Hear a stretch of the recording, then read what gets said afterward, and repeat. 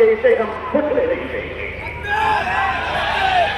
ادھر سن کر ہنر آزمائے، دوسری آزما ہم جگر آزمائے۔ اے لوگوں، تم نے کیا سمجھ رکھا ہے؟ ہم جتنے مسلمان ہیں اتنے ہی سیمنٹڈ انڈین بھی ہیں، اتنے ہی بھارتی بھی ہیں۔ ہمیں اپنے ایمان کی بھی حفاظت کرنا آتا ہے، اسلام کی بھی حفاظت کرنا آتا ہے۔ اے بھارت کی دھرتی، یاد رکھنا، اگر تجھ پر بھی خطرہ آیا تو تیری عزت کو بھی بچانا آتا ہے۔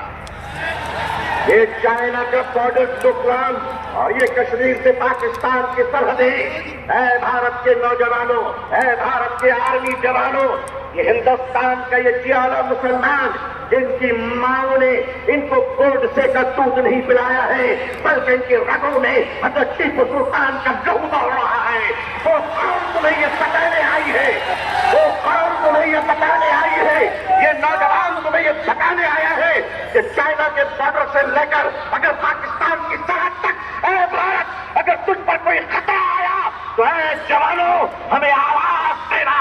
خدا کی قسم، ہم اپنے جوانوں کو، نوجوانوں کو، مسلمانوں کو کفن پہنا کر سرحدوں پہ پہنچا دیں گے۔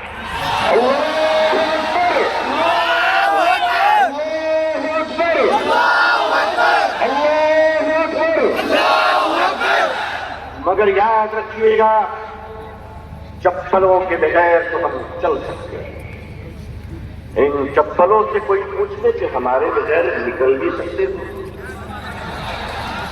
آتا ہے نکلنا، آتا ہے چلنا۔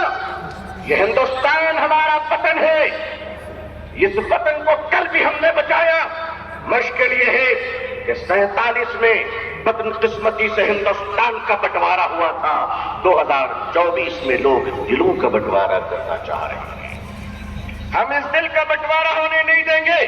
بھارت کے اپنے پریے ہندو بھائیوں سے میں ان کا آشیرواد اور دعائیں لے کر انہیں کہنا چاہتا ہوں، ہندو بھائیوں، ہم آپ کے بغیر نہیں، آپ ہمارے بغیر نہیں، ہمارے اور آپ کے بیچ میں یہ تیسرا کوئی لینڈ بروکر آ گیا ہے، جس کی نہ بیوی ہے نہ بچے ہیں، یہ جدھر جاتے ہیں ادھر ستاتے ہیں۔ لیکن ان کو بتا دیجئے اور صاف صاف بتا دیجئے، کتے وفادار ہو یہ بات تو صحیح ہے، مگر وفادار کتے بن جائیں یہ بات صحیح نہیں ہے۔ کیا سمجھ رکھا ہے؟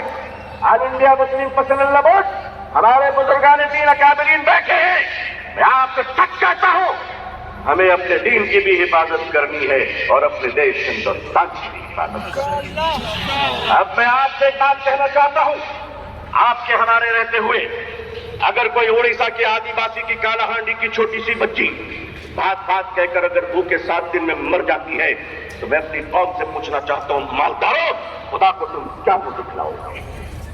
اگر ہمارے دیش میں یہ اتیاچار ہو رہا ہے کہ ایک پتی اپنی مری ہوئی پتنی کی لاش کو پیسے نہ ہونے کی وجہ سے ایمبولینس نہیں ملتی ہے، کاندھے پہ اس لاش کو لے کر چلتا ہے، یہ ہمارا بھارت ہے، یہ ہمارا سماج ہے، یہ ہمارا انصاف ہے۔ کیا ہو رہا ہے اس دیش میں؟ یہ دیش کہاں جا رہا ہے؟ رشوت کے بغیر کہاں نہیں ملتی، رشوت کے بغیر کفن نہیں ملتا، رشوت کے بغیر جنازے نہیں ملتے، رشوت کے بغیر لوگوں کو زندگی کی سانس لینے کی اجازت نہیں ہے۔ نہیں لوگوں، ہم اپنے اس پیارے دیش کو اس طرح لٹیروں کے حوالے نہیں کر سکتے۔ یہ دیش ہمارا ہے، اس دیش کے